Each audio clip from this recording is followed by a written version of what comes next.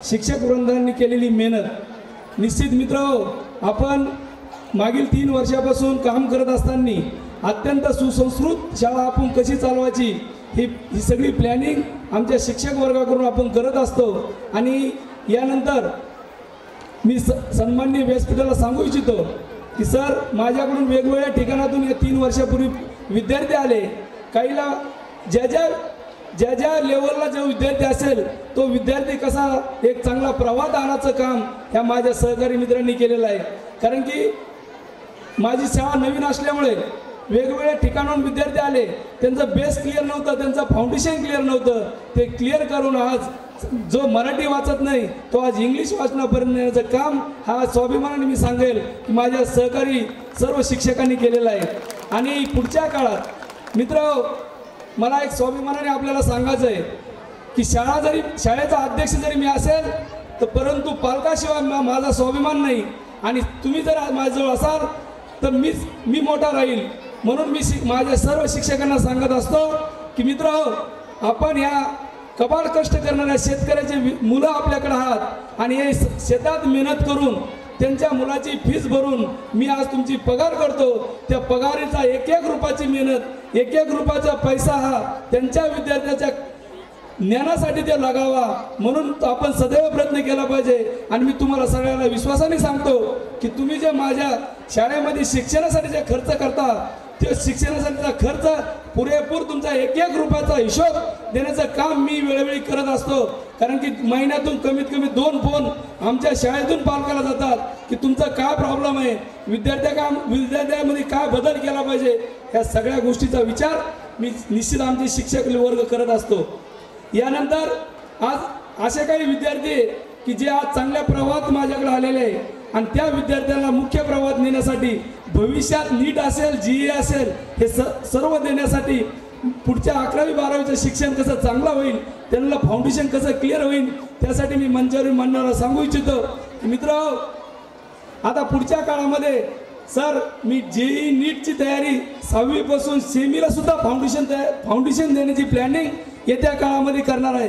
काल मी बोलताना सांगितलं की सीबीएसईला पण देणार आहे, पण सीबीएसई बरोबर सेमीचा पालक आज ग्रामीण भागातला पालकाचा जर विचार केला तर बऱ्याच गोष्टी मी कधी आमचे शिक्षक फोन करतात की पालकाला सांगतात की अरे आपल्याला अबॅकस लावायचं, अबॅकसची किट घ्यायची, तर बऱ्याच पालकाला अबॅकसच माहीत नसतं। त्याच्यामुळे ते म्हणजे आम्हाला काही करायचं नाही, परंतु आम्ही ते थांबवत नाही, परत पालकाला बोलून त्या पालकाला समजून सांगण्याचं काम आम्ही करत असतो। पण ज्या वेळेस माझी पालकांना विनंती की आम्ही कुठल्याही गोष्टीचा एक तुटपुंजा खर्च, कारण की आम्ही ज्या अबॅकस असेल, मंथन असेल, फाउंडेशन असेल, ह्या सगळ्या गोष्टीचा खर्च जो आहे फक्त आम्ही पुस्तकाचा खर्च घेतो। आम्ही कुठल्याही 1 रुपया आमच्या शाळेच्या जे फीस ठरलेली त्याच्या व्यतिरिक्त आम्ही घेत नसतो। त्यामुळं तुमच्या एक रुपयाचा हिशोब वर्षाच्या शेवटी आम्ही निश्चित लेकराच्या ज्ञानातून मिळणार आहे। त्यामुळं आमच्या शाळेत ज्या सूचना येतील त्या सूचनेचं पालन किंवा सूचनाची चर्चा करण्यासाठी संबंधित शिक्षकाला भेटत चला। कारण की येत्या काळामध्ये आपण फाउंडेशन घेणार आहोत। फाउंडेशन म्हणजे आपण 11वी 12वीला जे नीट आणि जेईला विद्यार्थी जातात ते नीट आणि जेईची तयारी ही 6व्या वर्गापासून आपण करणार आहोत। आणि त्यासाठी आपण आतापर्यंत आपण बघितलं असेल की एका वर्गाला फक्त सायन्सला 1 टीचर असतो, परंतु इथून पुढच्या काळामध्ये माझी सेमी असेल, माझी सीबीएसई असेल, त्याला केमिस्ट्री, फिजिक्स आणि बायोलॉजीसाठी स्पेशल म्हणजे सायन्सला 3 पार्ट असतात, त्या 3ही पार्टासाठी स्पेशल एक शिक्षक नेमण्याचं काम येत्या काळात मी करणार आहे। याचं एकमेव कारण असं आहे की एका विज्ञानाच्या शिक्षकाला, एका सायन्सच्या शिक्षकाला आपल्याला केमिस्ट्री, फिजिक्स, बायोलॉजीचं ज्ञान हे अपुरं पडतं आणि ते पूर्ण व्हावं, विद्यार्थ्याचं कुठले डाऊट्स राहू नये, या डाऊट्स क्लिअर करण्यासाठी आपण येत्या काळामध्ये फाउंडेशन घेणार आहे। आणि ते फाउंडेशनचा फायदा असा होईल की 11वी 12वीला ज्यावेळेस तुमचा विद्यार्थी हा संभाजीनगर सारख्या ठिकाणी असेल, नांदेड सारख्या ठिकाणी असेल, जेव्हा तो नीटची तयारी करायला जाईल त्यावेळेस निश्चित त्याला माझ्या आपल्या शाळेची आठवण झाल्याशिवाय राहणार नाही. इतकं चांगलं काम आम्ही करण्याचा प्रयत्न करतो आणि हे सगळं करत असताना फक्त पुस्तकाचेच पैसे घेणार आहे, फाउंडेशनचे पैसे घेणार नाही. कारण की शहरामध्ये जर बघितलं तर 40,000 रुपये फाउंडेशनचा खर्च आहे आणि पुस्तकाचा खर्च वेगळा आहे. पण मी स्वाभिमानाने सांगेल की मी तुमचा 1 रुपयाही त्याच्यासाठी घेणार नाही. जो काय पुस्तकाला खर्च लागेल तो पुस्तकाचा खर्च त्यात ॲड करेल एवढं सांगतो. आणि येत्या काळामध्ये आपण विश्वास दिला हे इन्स्टिट्यूट मोठं करण्यासाठी तुमची जी आज माझ्यावर विश्वास टाकला, निश्चित मला सांगावंसं वाटतं येत्या काळामध्ये हे आपलं इन्स्टिट्यूट तुमचं माझं एकल्याचं नसून हे तुमच्या सगळ्याचं आहे आणि येत्या काळामध्ये हे खूप मोठं करायचं आहे. त्यामुळे जोपर्यंत तुमचे मुलं तुमचा मुलगा मी मोठा करणार नाही तोपर्यंत मी मोठा होणार नाही. त्यासाठी माझे अहोरात्र प्रयत्न आहे, माझ्या सर्व शिक्षकाचे प्रयत्न आहे की तुमच्या मुलाला कसं वेगवेगळ्या पद्धतीने मार्गदर्शन करता येईल ते करण्याचं काम आम्ही आतापर्यंत करत आलेलो आहोत, इथून पुढे करणार आहोत. त्यामुळं जास्तीत जास्त पालकांनी आमच्या सर्व शिक्षकाच्या कॉन्टॅक्टमध्ये राहावं, जेणेकरून मुलाच्या काही अडीअडचणी असतील त्या अडीअडचणी दूर करण्याचं काम आपण आमच्या शिक्षकाच्या माध्यमातून निश्चित करावं. आणि तुम्ही जितका आम्हाला रिस्पॉन्स चांगला देताल तितका आम्ही तुमच्या लेकरामध्ये वेगवेगळी जे लागेल तिथं बदल करण्याचं काम आम्ही करू. एवढंच बोलतो आणि मी माझं लांबलेलं भाषण थांबवतो. जय हिंद, जय भारत. धन्यवाद सर. मनामनात स्वप्नालेला कल्पनेचा तीर प्रत्यक्षात गाठलाच पाहिजे. मनामनात स्वप्नालेला कल्पनेचा तीर प्रत्यक्षात गाठलाच पाहिजे.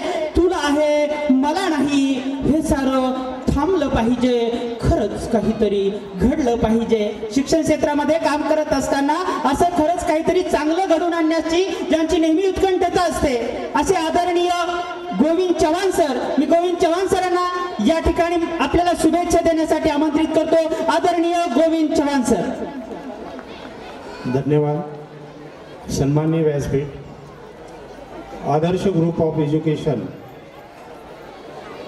चे संस्थापक अध्यक्ष श्री अशोकजी लांडे साहेब, त्याचप्रमाणे आपल्या अंबड पोलीस स्टेशनचे सतीशजी जाधव, पोलीस निरीक्षक जाधव साहेब, त्याचप्रमाणे पारनेर केंद्राचे केंद्रप्रमुख माझे सहकारी श्री बाजड सर, त्याचप्रमाणे अंबड केंद्राचे केंद्रप्रमुख श्री माने सर, त्याचप्रमाणे आपल्या तालुक्याचे गट समन्वयक श्री अशोक डेरे सर आणि आपल्या तालुक्याच्या जवळपास आमच्या जिल्हा परिषदच्या 900 लोकांचे पगार अदा करणारे आमच्या पंचायत समितीचे आमचे सहकारी बिल्लारे सर, त्याचप्रमाणे या वार्षिक स्नेहसंमेलनानिमित्त इथं उपस्थित असलेले सर्व पालक, माता, या शाळेतले सर्व शिक्षक भगिनी, माता, बंधू भगिनींनो आणि विद्यार्थी मित्रांनो, वार्षिक स्नेहसंमेलनाच्या निमित्ताने आज इथं खरं तर मला वाटतं 1.5 वर्षापूर्वी या शाळेच्या स्पॉट व्हेरिफिकेशनसाठी मी आलो होतो. फक्त खालची बिल्डिंग उभी होती हो, पण लांडे साहेबांनी जो शब्द दिला होता की सर तुम्ही फक्त पुढच्या वर्षी या, तुम्हाला पूर्ण इथं इमारत पूर्णत्वास आलेली दिसेल. खरंच म्हणजे लांडे साहेब तुमच्या शाळेचं नाव म्हणजे त्याच्यामध्येच आहे बघा, आदर्श ग्रुप ऑफ एज्युकेशन. खरंच तुम्ही आदर्शप्रमाणे काम करत आहात हे आमच्या लक्षात येतं. विवाह सोहळाप्रमाणे माझ्या सर्व्हिसला 25 वर्ष होत आहे यावर्षी. मी पहिल्यांदा वार्षिक स्नेहसंमेलनाला एवढे पालक जमलेले आहेत एवढे बघतोय. नाहीतर फक्त विद्यार्थी कॉलेज आयुष्यामध्ये असताना फक्त विद्यार्थ्यांचा गोंधळ असतो तिथे. पण आपल्या इंटरनॅशनल स्कूल पारनेरच्या या शाळेच्या सर्व या वार्षिक स्नेहसंमेलनासाठी जमलेले सर्व पालक या उत्स्फूर्तपणे इथं आलेले आहेत. खरं तर आम्ही शिक्षण विभागात काम करणारी माणसं आहोत, आम्हाला खूप बारकावे माहीत आहे या विभागातले. पण लांडे साहेबांनी जे 2 वर्षामध्ये छोटंसं रोपटं लावलेलं होतं ते आज जवळपास 1100 विद्यार्थी इथं शिकत आहे. खूप अभिमानाची बाब आहे. म्हणजे सर्व पालकांना हे बघा, आपण म्हणजे या शाळेमध्ये येणारे जे विद्यार्थी आहे हे सर्वसामान्य कुटुंबातले आहेत. काही श्रीमंताचे पण असतील, काही मोलमजुरी करणाऱ्या पालकांचे पाल्य पण असतील आणि शेतकऱ्यांचे पण आहे. इथल्या सर्व शिक्षक बांधवांना माझी विनंती आहे की जसं आपल्या अध्यक्षांची तळमळ आहे त्या पद्धतीने जर आपल्याकडे येणाऱ्या प्रत्येक विद्यार्थ्याला आपण योग्य न्याय दिला तर आपले अध्यक्ष जी तळमळ करत आहे ते त्या विद्यार्थ्यांच्या पदरात काहीतरी पडायला पाहिजे.